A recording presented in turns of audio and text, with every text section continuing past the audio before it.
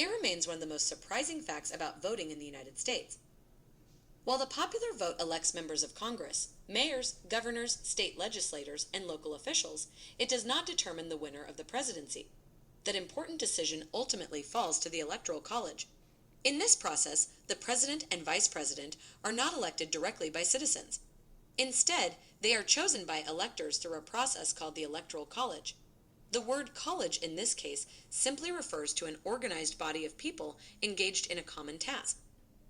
This process of using electors comes from the Constitution and was a compromise between a popular vote by citizens and a vote in Congress.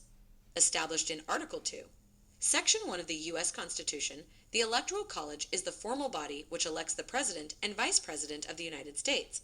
Each state gets as many electors as it has members of Congress, which includes the House and the Senate. Thus, there are 100 electors derived from the number of senators, 435 electors derived from the number of representatives, and 3 electors for the District of Columbia, for a total of 538 electors in all. And it's these electors who actually cast the votes that decide the presidential election.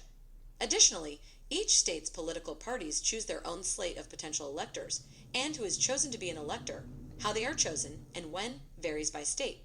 After you cast your ballot for president, your vote goes to a statewide tally. In 48 states and Washington, D.C., the winner gets all the electoral votes for that state.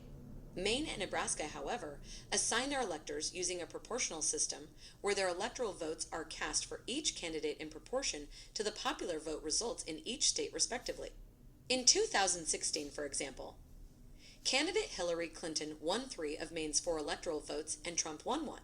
A candidate needs the vote of at least 270 electors, more than half of all electors in the U.S., to win the presidential election. In most cases, a projected winner is announced on election night in November after you vote, but the actual Electoral College vote takes place in mid-December when the electors meet in their respective states. While the Constitution itself doesn't require electors to vote for the candidate chosen by their state's popular vote, some states require that they do cast their vote based on the results of the popular vote. In 29 states, there are laws requiring that electors vote the same as the people who voted for them. Most of the time they vote as expected, but in rare cases have changed their vote and voted for a different candidate than they pledged to elect. These are called faithless electors, and it has happened 157 times in U.S. history. In this rare circumstance, where an elector votes for someone else, that elector may be fined, disqualified, and replaced by a substitute elector, or potentially even prosecuted by their state. Also in 2016, for example, 7 of the 538 electors voted for someone other than their state's popular vote winner, an unusually high number. 3 of these 7 electors voted for Colin Powell, a former U.S. Secretary of State, even though they represented states that picked Clinton.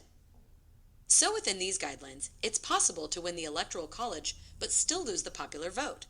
This happened most recently in the 2016 presidential election of Donald J. Trump and in 2000 with George W. Bush, as well as 3 times in the 1800s.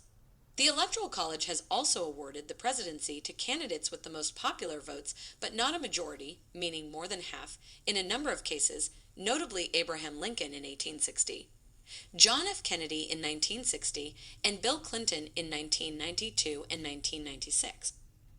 If no candidate receives the majority of electoral votes, the vote goes to the House of Representatives, who vote to decide the election. House members choose the new president from among the top 3 candidates, and the Senate elects the vice president from the remaining top 2 candidates. This has actually only happened one time, where in 1824, the House of Representatives elected John Quincy Adams as president. Why we use the Electoral College process to elect the president and vice president is a common question.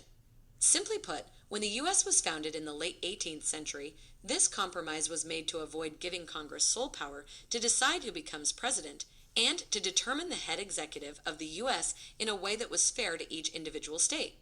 The process was meant to ensure that smaller states were not overshadowed by larger states. Thus, while the total number of votes is important, the overall quantity of votes is balanced against each state having a say in determining the outcome of the election. Furthermore, historians have posed a variety of reasons for the compromise, but it was clear that the framers wanted to avoid 2 issues. The first consists of the dangers of direct democracy. The framers did not want the tyranny of the majority to determine who was most qualified to lead the executive branch.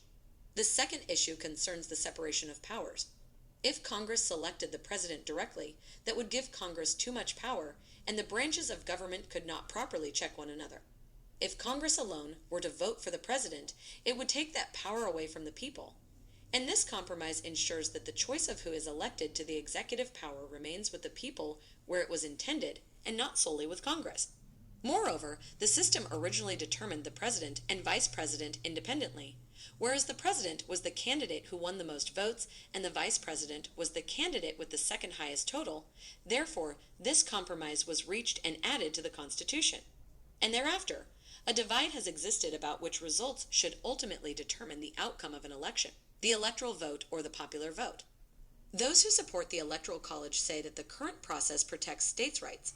The U.S. is, after all, a republic of states, and each one should be able to apportion its electorates as it sees fit. And the Electoral College keeps high population states and regions from deciding the presidency. Without the Electoral College, a huge popular margin in one state, like California or Texas, could decide an entire election. Those who would prefer elections be determined by the popular vote say that it's unjust because it is possible that the winner may not receive the most popular votes, which has happened 5 times in U.S. history. Also, that under the electoral system, some votes count more than others. For instance, in 2012 there were less than 200,000 people per electoral vote in Wyoming, but more than 700,000 people per electoral vote in Texas.